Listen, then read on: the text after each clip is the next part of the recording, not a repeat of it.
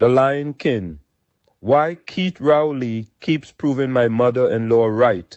An editorial by Professor Wall Street. 36 years ago, before I got married, my mother-in-law gave me a piece of advice I didn't fully understand at the time. A liar has no memory. She meant it as a warning about the men who tell you whatever gets them through the moment, then forget it the instant it stops being useful. I've carried that line through 3.5 decades of watching Trinidad and Tobago politics, and no single career illustrates it as neatly as Dr. Keith Rowley's.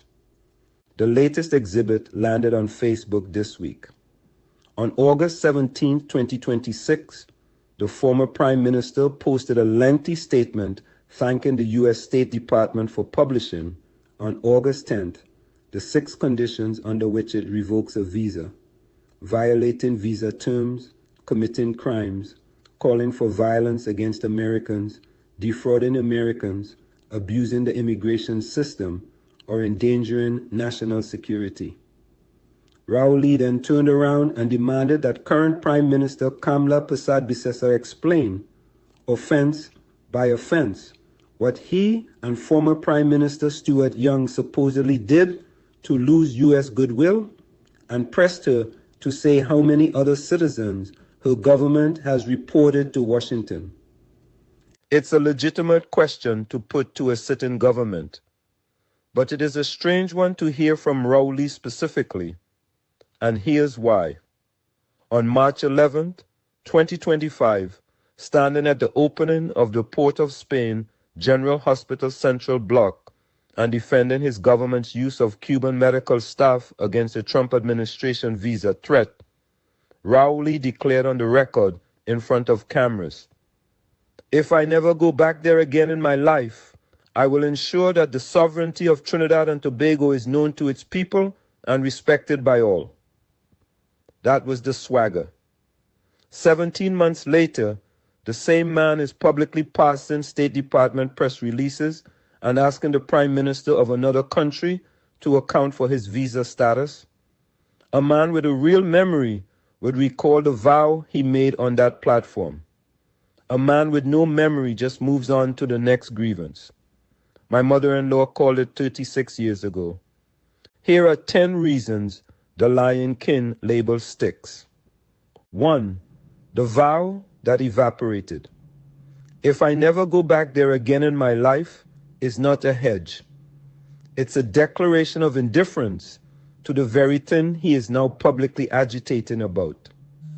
Either the 2025 bravado was theater, or the 2026 anxiety is theater. Both can't be sincere. 2. He built a whole vassal state narrative, then adopted the vassal's posture. In December 2025, Rowley savaged Persad-Bissessar as the most unpatriotic and recklessly incompetent leader. The country has known for aligning with U.S. positions on regional visa policy, accusing her government of taking secret instructions from another country and acting like a fifth columnist. 8 months later, he is the one citing a U.S. government press release as the authoritative word on who deserves what treatment, and asking his own country's government to go to bat for him with that same foreign power. The sovereignty argument apparently only applies when it's someone else's visa on the line. 3. Selective outrage over foreign leverage. When the U.S. used visa policy to pressure Trinidad over Cuban medical missions, that was an assault on sovereignty. If the U.S. revokes his visa, or Stuart Young's, that becomes a matter for the Trinidadian Prime Minister to explain and answer for, as though Washington's leverage over Port of Spain is only illegitimate when it's inconvenient to him personally. 4. The Petrotrin promises that OWTU says never materialized.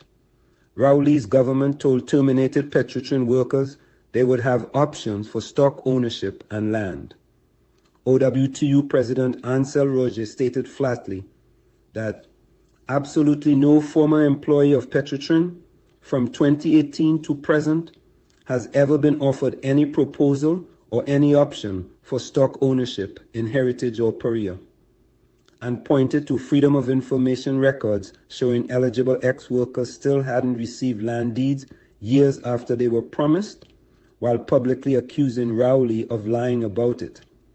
That's not a rhetorical jab from a critic. That's a union leader citing FOI paperwork against the sitting prime minister's public claims. 5. No apology for representing the 1%.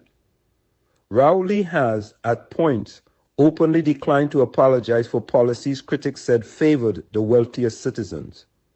A rare moment of candor that sits oddly next to the populist, defend the little man framing he reaches for when it's politically useful, including in this week's Visa post about traumatized citizenry. 6. The 2018 Venezuelan deportations. Rowley's government deported 82 Venezuelan asylum seekers in April 2018 over international objections, with Rowley rejecting UN criticism by insisting Trinidad would not become a refugee camp, a framing that treated a legal obligations question as a matter of national attitude rather than law. 7. The February 2022 Coast Guard shooting. When Trinidad's Coast Guard fired on a vessel carrying Venezuelan migrants and a 9-month-old baby was killed, Rowley initially called the Coast Guard's action legal and appropriate, even as investigations were still getting underway. The reflex to defend first and examine the facts later. 8. Thank you, Trinidad and Tobago. Then he never really left. In January 2025, Rowley announced he would not seek re-election as PNM leader, a valedictory moment framed as a graceful exit. A year and a half later, he is still the most combative voice in national politics, issuing lengthy public broadsides at his successor's government on a near-weekly basis. Stepping back from an office is not the same as stepping back from the fight, and he never pretended it would be, which makes the thank you and goodbye framing look, in hindsight, more like a curtain call than a retirement. 9.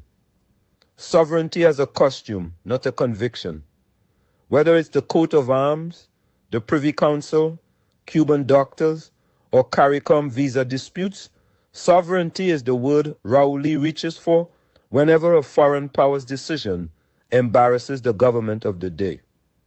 It was TNT's sacred sovereignty when Rowley was in office and the U.S. was the villain.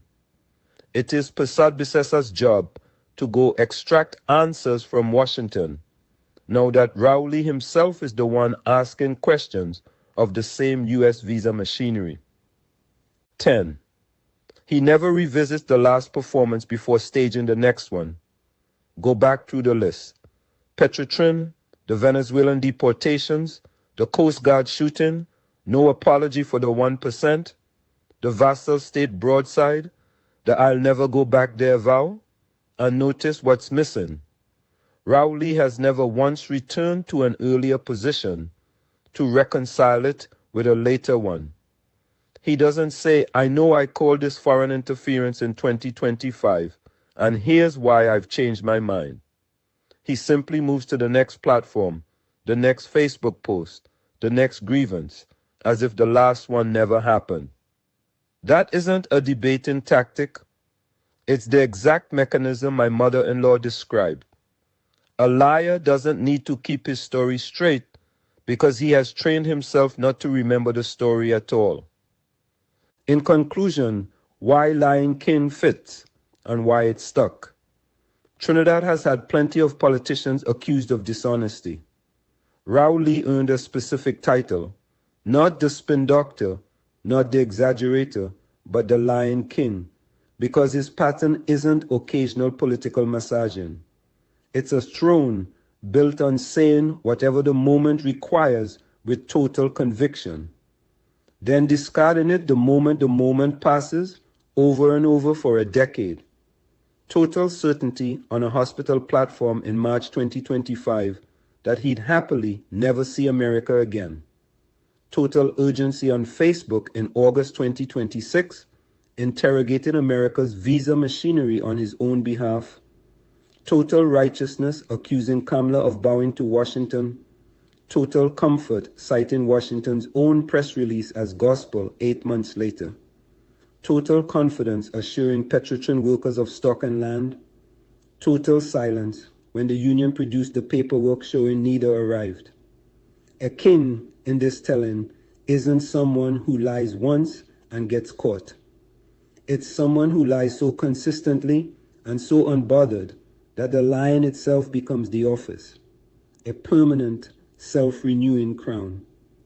Which brings me back to my mother-in-law 36 years ago, in a conversation that had nothing to do with Trinidadian politics and everything to do with judging a person's character over time rather than in any single moment.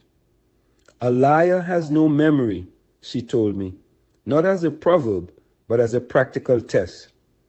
Watch what someone swears to today, then watch whether they remember it tomorrow when it's no longer convenient.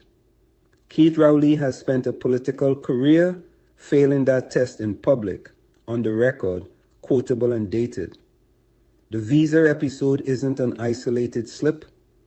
It's this week's proof of a decade-old pattern. And it's why, 36 years after I first heard that line, I still find myself reaching for it every time Dr. Rowley opens his mouth.